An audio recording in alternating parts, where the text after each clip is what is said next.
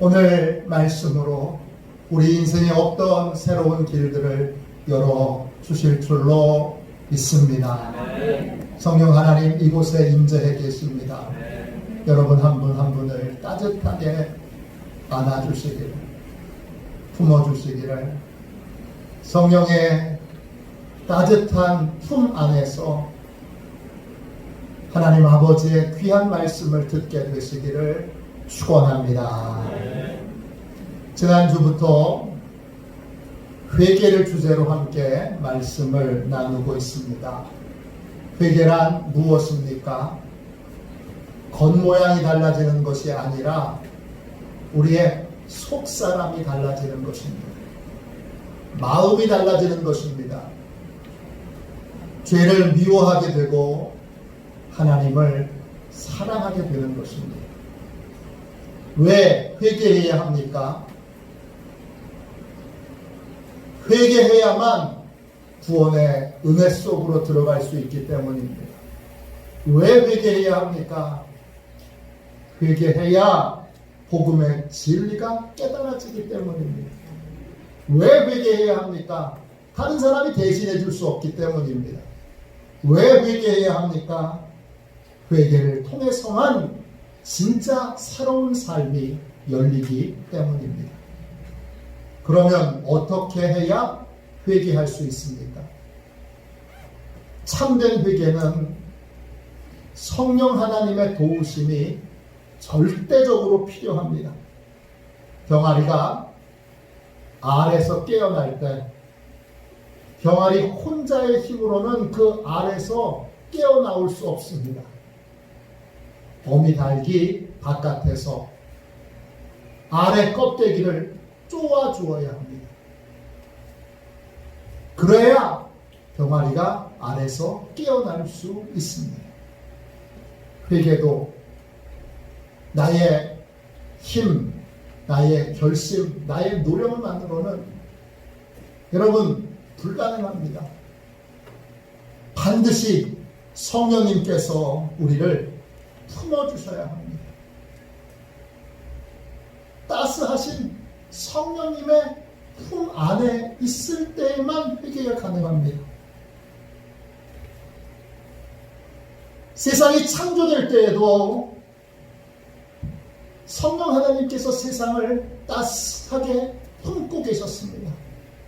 창세기 1장 2절에 땅이 혼돈하고 고모하며 흑암이 깊음 위에 있고 하나님의 영은 수면 위에 운행하시니라 했습니다. 이 운행하신다라는 말은 히브리어로 라찹입니다. 뜻은 품어주다, 따뜻하게 해주다, 휴식을 취하게 하다, 느슨하게 하다, 이런 뜻입니다. 세상이 창조될 때 세상이 그냥 창조된 것이 아니라, 그냥 변화된 것이 아니라 성령 하나님께서 따스하게 품어주셔서 변화되고 창조되어졌습니다. 회개할 때도 우리 성령님이 우리를 따스하게 품어주셔야 합니다. 성령님께서 포근하게 우리를 안아주셔야 합니다. 그래야 우리가 두려움 없이 회개의 과정을 밟을 수 있습니다.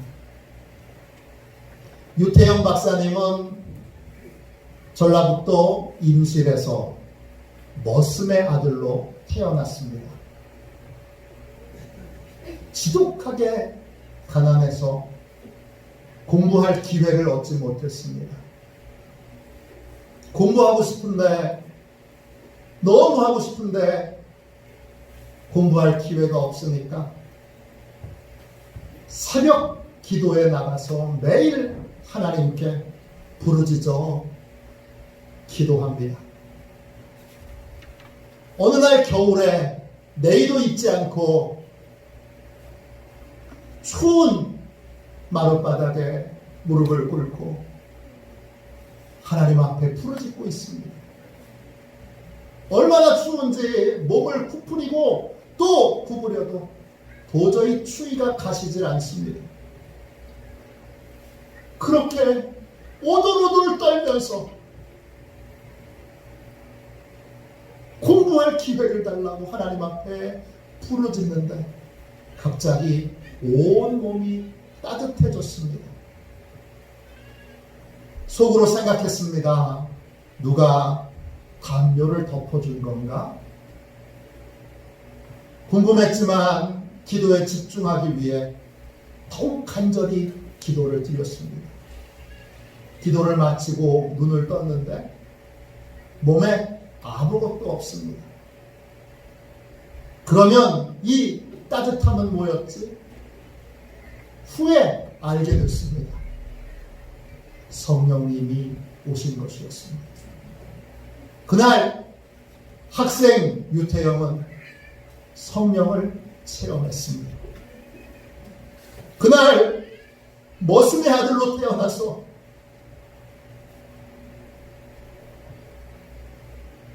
공부할 기회를 얻지 못하여 억울해서 분해서 답답해서 울부짖고 있는 유태영을 성령 하나님이 안아주셨습니다.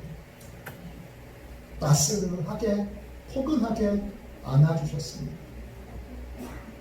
그날 이후 유태영의 인생에는 신기한 일들이 일어났습니다. 18살에 중학교 가는 길이 열렸습니다. 중학교를 졸업하고 서울의 상경에서 낮에는 열심히 일을 하고 밤에 야간 고등학교를 다니게 됐습니다. 그리고 정말 놀랍게 건국대학교에 들어가게 됐습니다. 졸업 후에 우리나라 가난한 농촌을 잘 사는 농촌으로 바꾸고 싶었습니다. 그래서 가난한 농촌을 세계적인 복지국가로 만든 덴마크의 이야기를 듣고 덴마크에 유학을 가고 싶었습니다. 근데 주변에 덴마크에 유학 간 사람을 단 한 사람도 보지 못했습니다. 성령님께 또 부르짖어 기도했더니 성령님이 지혜를 주셨습니다. 덴마크 국왕에게 편지를 보냈습니다. 덴마크 국왕에 살고 있는 곳이 어딘지 모르는데 덴마크로 편지를 보내면 우편 배달부가 알아서 잘 보내주겠지 생각하고 공부하고 싶은데 길이 없다고 돈이 없다고 도와달라고 편지를 보냈습니다. 신기한 것, 덴마크 국왕이 그 편지를 읽고 국비를 지원해서 덴마크 유학을 떠나게 됩니다. 덴마크에 가봤더니 거기서 공부를 해봤더니 진짜 농촌의 변화와 개혁을 알려면 이스라엘의 키부츠를 공부해야 합니다. 그래서 다시 덴마크에서 공부하다가 이스라엘 대통령에게 돈이 없어서 가난해서 공부할 수 없으니 도와달라 편지를 보냈더니 동일하게 이스라엘 대통령에게 답장이 왔습니다. 그래서 이스라엘 그 어려운 구약을 전공한 사람은 정말 가기를 원하는 히브리 대학교에서 공부합니다. 유학하고 돌아와 건국대학교에서 학생들을 가르치다 청와대의 부름을 받습니다. 박정희 대통령과 함께 새마을 운동을 시작합니다. 새마을 운동의 모든 기초를 만든 분이 이 유태영 장로님이십니다. 가난에서 모든 길이 막혀있던 절망뿐이었던 머슴의 아들 유태영을 성령님이 찾아와 꼭 안아주셨더니 그가 운명을 한탄하지 않고 용기 있게 미래를 향해서 도전하는 사람이 되었습니다. 귀한 기회의 문을 하나님이 계속 열어주셨습니다. 그리고 한국으로 돌아와, 조국으로 돌아와, 그렇게 소망하고 바라는, 여러분, 농촌 근대화를 위한 위대한 새마을 운동을 일으킨, 나라를 변화시키는 사람이 되었습니다. 우리나라의 농촌을 개혁한 두 명의 위대한 장로님이 계시지요. 한 분이 유태영 장로님이고 또 한 분이 가나안 농군학교를 세운 김용기 장로님이시죠.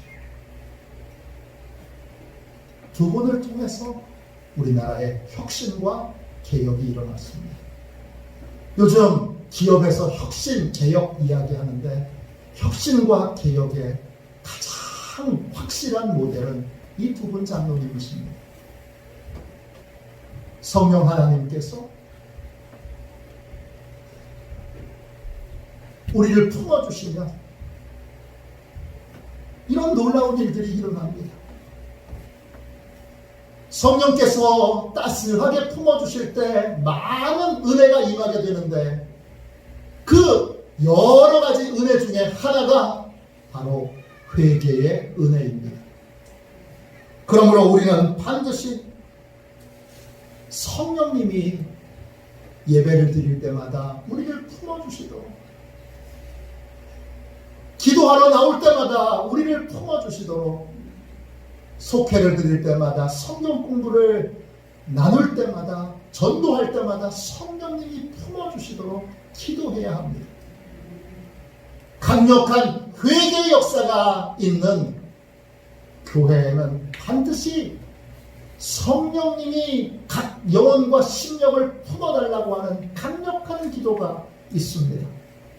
감리교를 시작한 존 웨슬리 목사님도 성경적인 기독교라는 설교에서 참된 회개를 위해 성령님께 이렇게 기도하라고 권면합니다.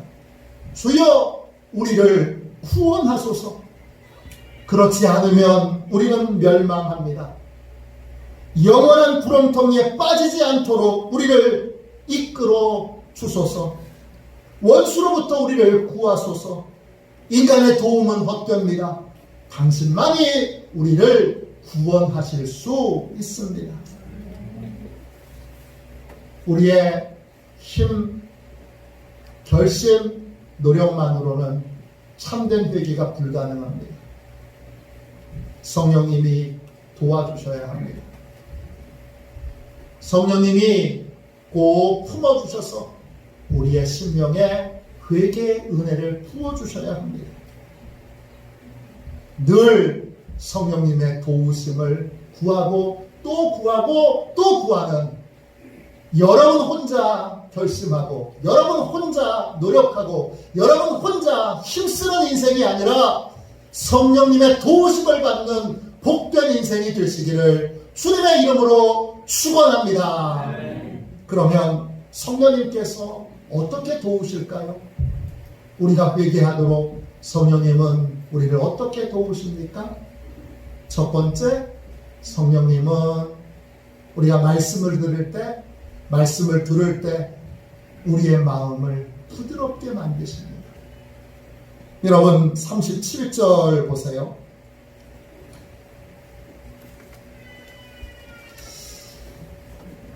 사도행전 2장 37절입니다. 그들이 이 말을 듣고 마음에 찔려 베드로와 다른 사도들에게 물어 이르되 형제들아 우리가 어찌할꼬 하거늘.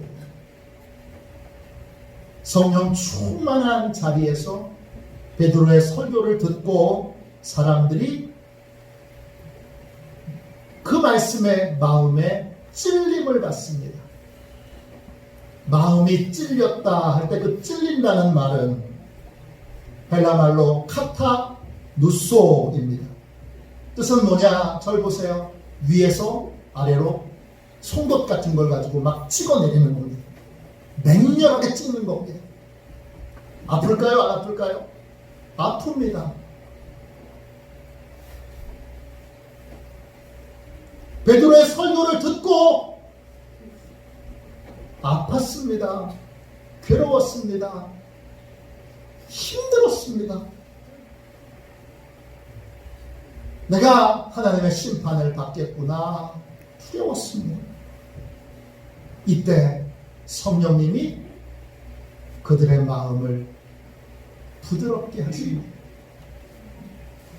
에스겔 36장 26절에 또 새 영을 너희 속에 두고 새 마음을 너희에게 주되 너희 육신에서 굳은 마음을 제거하고 부드러운 마음을 줄 것이며 그랬습니다.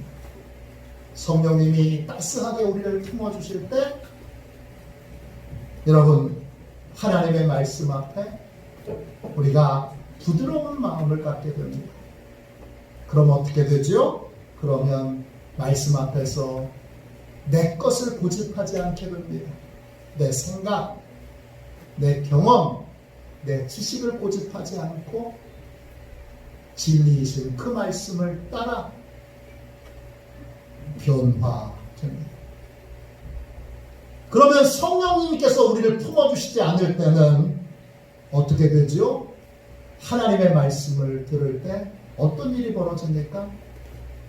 사도행전 7장 54절에 보면 스데반이 하나님의 말씀을 전할 때 사람들이 어떻게 합니까? 그들이 이 말을 듣고 마음에 찔려 그를 향하여 이를 갈거늘 그랬습니다. 성령님께서 품어주시지 않을 때 여러분 말씀을 듣고 마음에 찔려 그 마음이 얼마나 아프겠습니까? 송곳으로 위에서 아래로 막 찢는데 얼마나 아프겠습니까? 그래서 성령님이 품어주시지 않을 때에는 마음에 찔림을 받을 때 전도자를 향하여 이를 갈게 됩니다. 이만 가느냐? 아닙니다. 그 다음엔 어떻게 하느냐? 57절 58절에 보면 그들이 큰 소리를 지르며 귀를 막고 일제히 그에게 달려들어 성 밖으로 내치고 돌로 칠세 성인들이 옷을 벗어 사울이라 하는 청년의 발 앞에 두니라. 말씀을 듣고 마음에 찔리니까 마음에 괴로우니까 귀를 손으로 막습니다. 그리고 자기가 주장하고 싶은 말을 막 소리를 지릅니다. 그리고는 그 말씀을 전하는 전도자를 설교자를 돌로 쳐 죽입니다. 두 상황에 무슨 차이가 있습니까? 베드로가 설교했을 때 왜 사람들이 그 말을 듣고 마음에 찔려 회개했습니까? 스데반이 설교했을 때에는 왜 사람들이 그 말씀을 듣고 마음에 찔려 이를 갈고 소리를 지르고 귀를 막고 달려들어 돌로 찍어 그를 죽였습니까? 둘의 차이는 무엇입니까? 베드로가 설교할 때 성령님이 설교 말씀을 듣는 한 사람 한 사람을 따스하게 품어주셨습니다. 그래서 그들의 마음이 부드러워졌습니다. 참된 회개에 이르려면 성령 하나님께서 우리를 따스하게 품어주셔야 합니다. 그래서 진리 앞에서 부드러운 마음을 갖도록 역사해 주셔야 합니다. 그러므로 여러분 참된 회개를 위해서는 성령님의 도우심이 절대적으로 필요합니다. 모든 예배에, 기도회에, 속회에, 성경 공부 모임에 성령께서 한 분 한 분을 따스하게 품어주셔서 그 마음을 부드럽게 해주시도록 늘 깨어 기도해야 합니다. 늘 깨어 우리의 심령이 부드러운 마음이 되도록 그렇게 성령 하나님께 도움을 청해야 합니다. 그럴 때 회개의 역사가 일어나게 됩니다. 둘째, 성령님께서는 우리가 회개하도록 어떻게 도우십니까? 우리에게 변화에 대한 간절한 목마름, 간절함을 주십니다. 여러분 38절 보세요.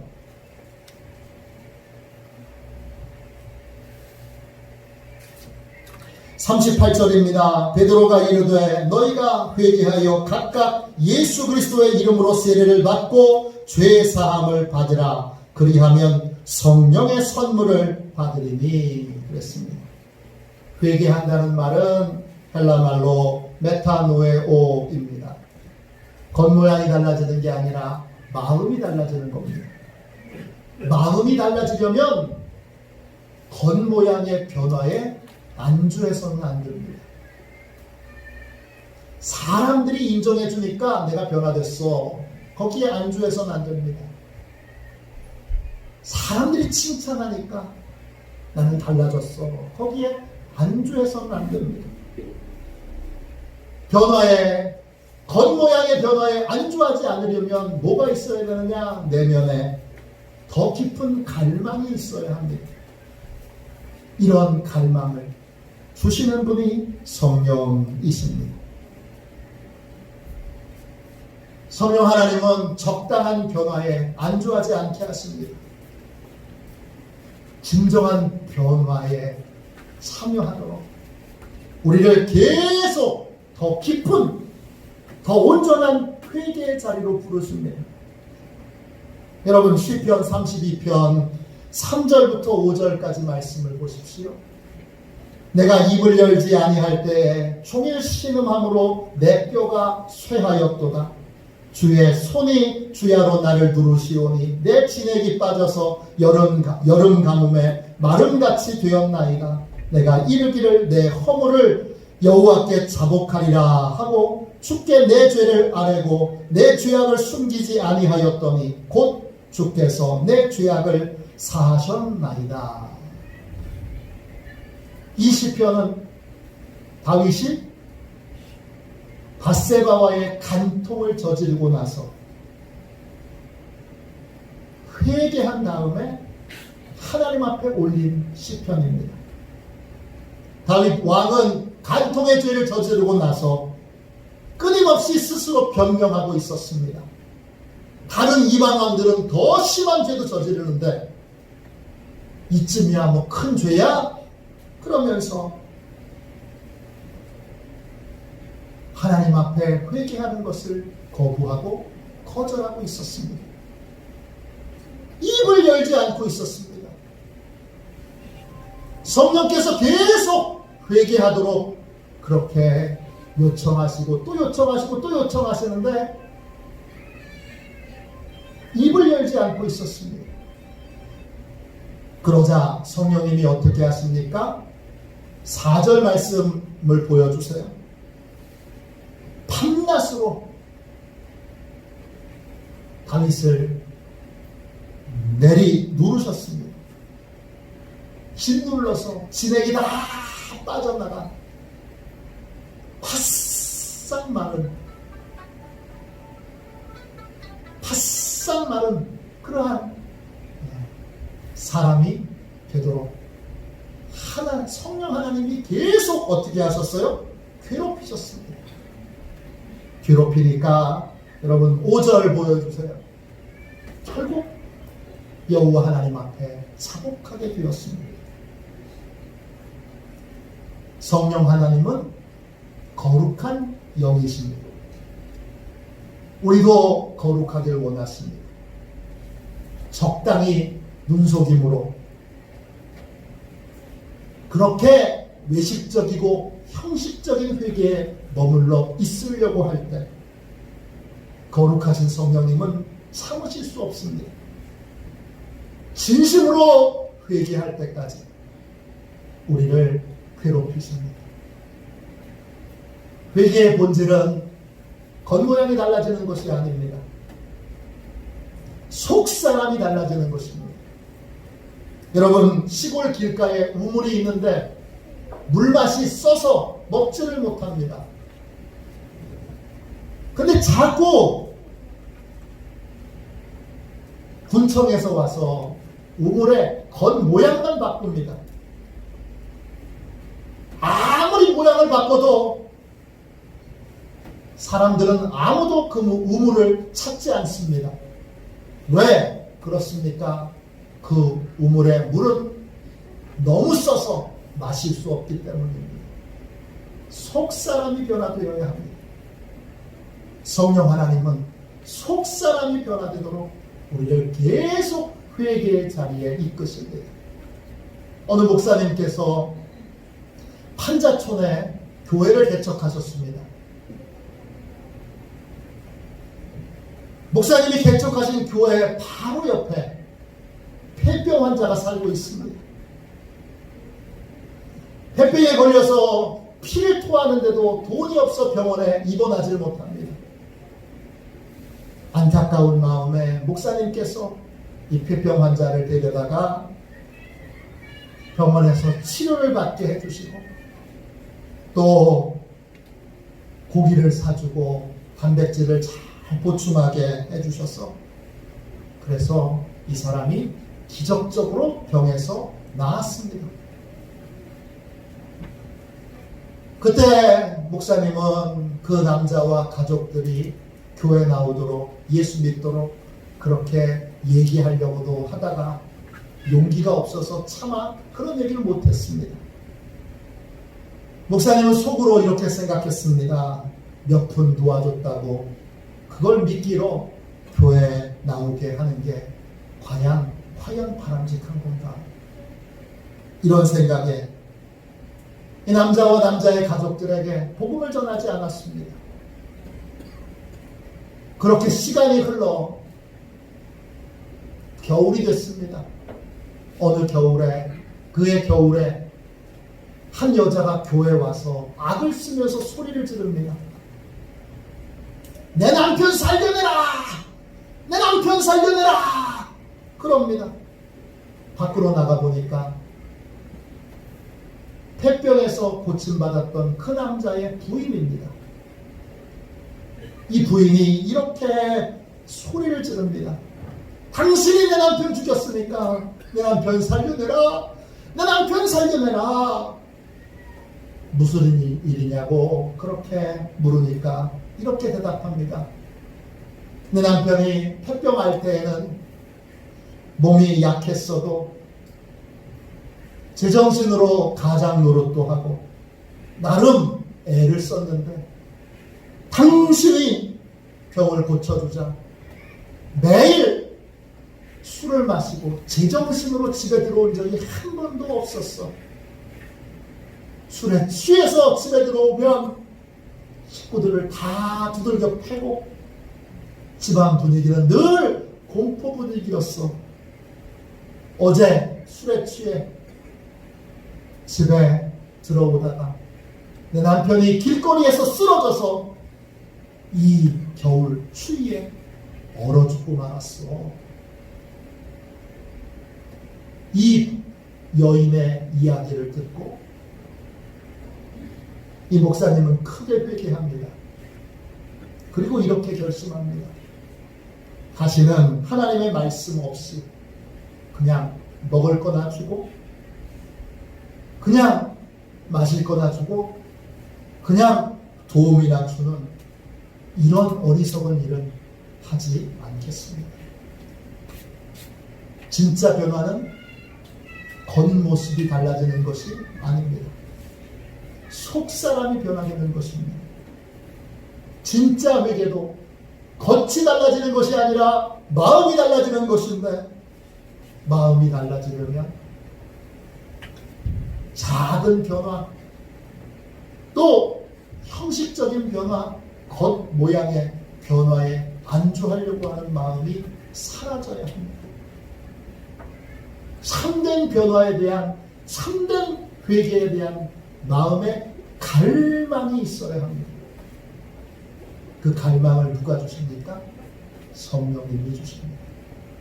성령님이 따스하게 우리를 품어주실 때 우리 안에 온전한 변화를 향한 온전한 회개를 향한 갈망이 생겨나게 됩니다. 할렐루야. 성령님께서 우리가 회개하도록 어떻게 도우십니까? 성령께서 나를 바로 보게 하십니다. 악하고 더러운 나를 보게 하십니다. 여러분 40절 말씀 보세요.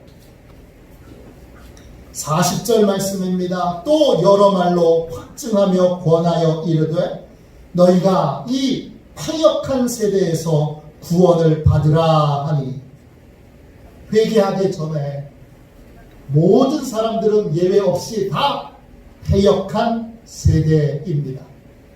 패역하다라는 말은 헬라말로 스콜리오스입니다. 뜻은 굽어졌다, 심술궂게 되다, 성미가 꼬여있다, 비합리적이다, 공정치 못하다, 이런 뜻입니다. 구원받기 전에 우리는 굽은 못처럼 하나님이 쓰실 수 없는 존재였습니다. 제가 충주에서 사택을 지은 적이 있는데 그때 많은 목수들이 일하는 것을 가까이에서 함께 지켜봤습니다. 목수들은 못질을 하다가 못이 휘어지면 그냥 버립니다. 아니, 그거 왜 그냥 버려요? 제가 물었더니 목수들이 대답합니다.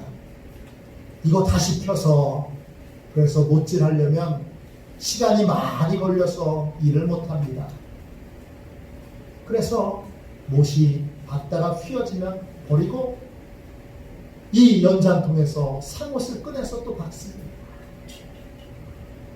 굽어있는 못은 목수가 쓸 수가 없습니다.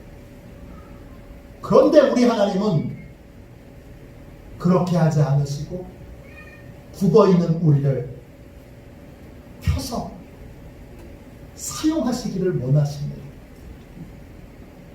굽은 못이 펴지는 과정, 그게 뭐죠? 그게 회개의 과정입니다.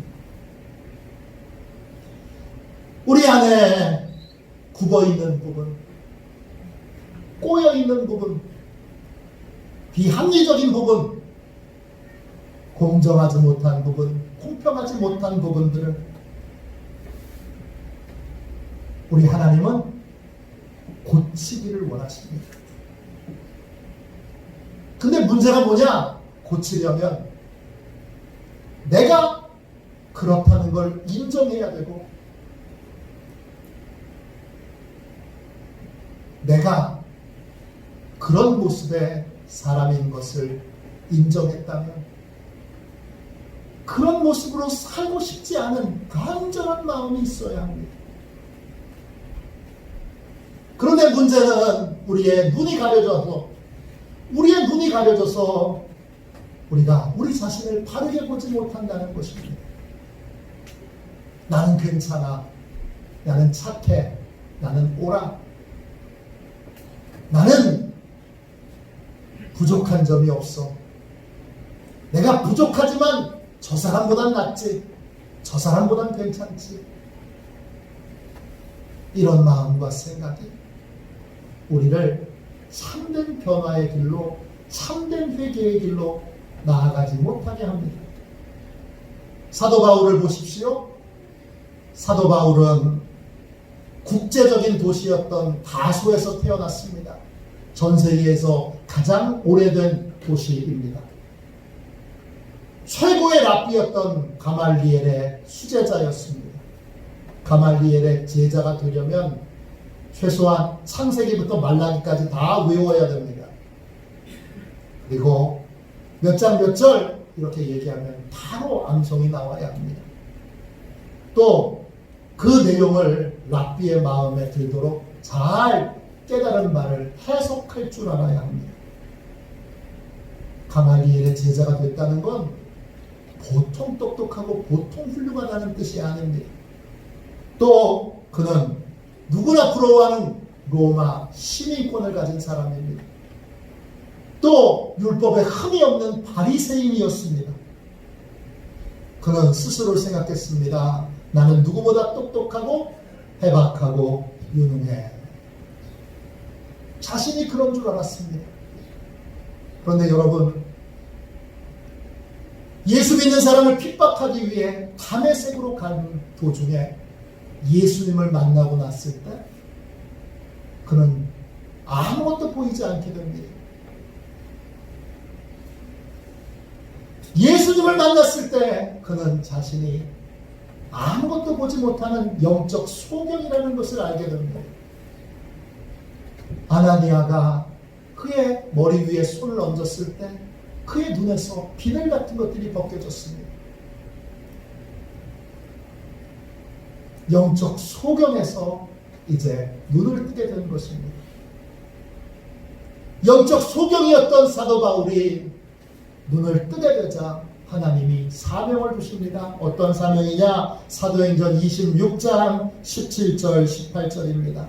이스라엘과 이방인들에게서 내가 너를 구원하여 그들에게 보내어 그 눈을 뜨게 하여 어둠에서 빛으로 사단의 권세에서 하나님께로 돌아오게 하고 죄사함과 나를 믿어 거룩하게 된 무리 가운데서 기업을 얻게 하리라 하더니라.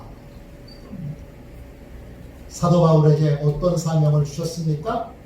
영적 소경으로 살고 있는 사람들 눈뜨게 하는 사명입니다. 영적으로 눈을 떠야 어둠에서 빛으로 사단의 권세에서 하나님께로 돌아올 수 있기 때문입니다. 영적 소경은 자기를 보지 못합니다. 자기의 죄를 보지 못합니다. 영적 소경들은 하나님도 보지 못합니다. 영적 소경들은 복음의 가치와 귀중함도 알지 못합니다. 그래서 영적 소경들은 반드시 눈을 떠야 합니다. 성령 하나님께서 눈을 뜨게 해주시는 분이십니다. 성령 하나님이 오셔야, 성령 하나님이 우리를 품어주셔야 우리가 실상을 보게 됩니다. 요한복음 14장 26절입니다. 보혜사 곧 아버지께서 내 이름으로 보내실 성령, 그가 너희에게 모든 것을 가르치고 내가 너희에게 말한 모든 것을 생각나게 하리라. 성령님께서 우리를 품어주실 때 우리가 보지 못했던 우리의 허물과 죄를, 우리의 굽은 부분을, 꼬인 부분을, 비양비양적인 부분을, 공정하지 못한 부분을 보게 됩니다. 그리고 나서 그렇게 결단하게 됩니다. 내가 이렇게는 더 이상 살아서는 안 되겠다. 결심하게 됩니다. 그렇게 될 때 복음을 진지하게 듣게 되고, 진지하게 하나님의 말씀을 배우게 되고, 진지하게 목사님과 또 교회의 가르침을 따르게 됩니다. 참된 회개는 나의 노력과 결심만으로는 불가능합니다. 반드시 성령님이 일해 주셔야 합니다. 예수님께서도 이런 말씀을 하셨습니다. 요한복음 5장 17절에 예수께서 그들에게 이르시되 내 아버지께서 이제까지 일하시니 나도 일한다 하시네. 참된 회개는 성령님과 내가 함께해야 가능합니다. 성령 하나님께서 함께 하시지 않으면 회개는 불가능합니다. 참된 회개를 위하여 날마다 성령님이 우리를 품어주시도록, 우리 식구들을 품어주시도록, 우리 목사님을 품어주시도록, 우리 교회 중직들을 품어주시도록, 우리 교회 청년들을 품어주시도록, 학생들을 품어주시도록, 어린이들을 품어주시도록 부르짖어 기도해야 합니다. 성령님이 따스하게 품어주실 때 우리의 마음이 부드러워져서 말씀을 듣고 찔려 아파도 괴로워도 자신의 생각, 자신의 경험, 자신의 지식을 고집하지 않고 회개의 과정을 밟게 됩니다. 또 성령님께서 품어주실 때 우리는 참된 회개와 변화에 대한 갈망을 갖게 됩니다. 그래서 지속적으로 회개의 과정을 밟게 됩니다. 성령께서 품어주실 때 나의 허물과 나의 죄와 나의 문제점들을 보게 됩니다. 그래서 포기하지 않고 지속적으로 변화의 과정을 밟을 수 있게 됩니다. 여러분, 진정한 회개를 위해서는 성령님의 도우심이 필요합니다. 오늘 저와 함께 진심으로 성령님께 도움을 청하지 않으시겠습니까? 이 시간 우리 함께 한 2분 동안만 간절히 기도합시다. 성령님, 저를 품어주세요. 저를 품어주셔요. 따스한 성령님, 저를 품어주셔서 부드러운 마음을 주시고 참된 회개에 대한 갈망을 주시고 그리고 연약하고 모자라고 부족한 죄 가운데 있는 나를 보게 하셔서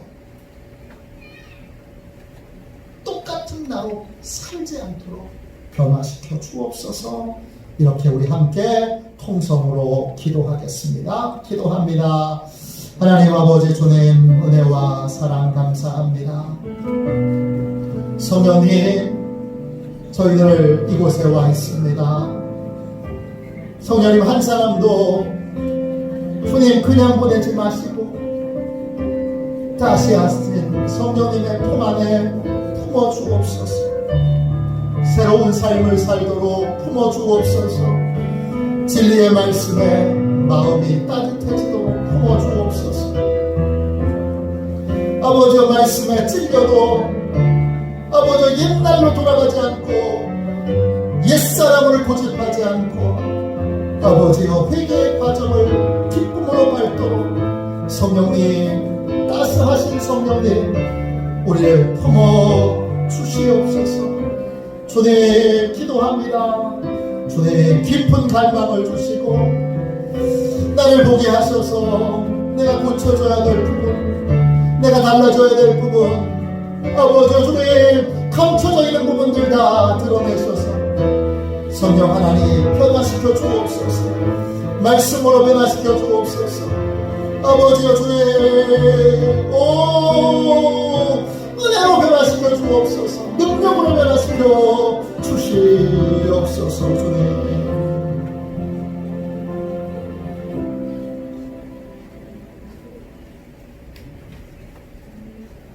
거룩하신 성령님, 이곳에 우리와 함께 계셔서 우리 한 사람 한 사람 그 영혼을 품어주셔서 성령 하나님 회개의 과정을 기쁨으로 밟도록 성령님 그 마음을 부드럽게 해주시고 말씀이 우리를 수술하실 때마다 부드러운 마음으로 수술을 받게 해주시고 과거로 돌아가지 않도록 성령님 붙들어 주옵소서. 온전한 변화와 온전한 회개를 갈망하게 하여 주시고 나의 죄와 주님 구부러진 것들을 보게 하셔서 그것을 버리고 펴시는 성령 하나님의 이 귀한 회개의 과정에 기쁨으로 포기하지 않고 참여하고 인도함 받는 저희가 되게 하여 주옵소서. 예수님의 이름으로 기도합니다. 아멘.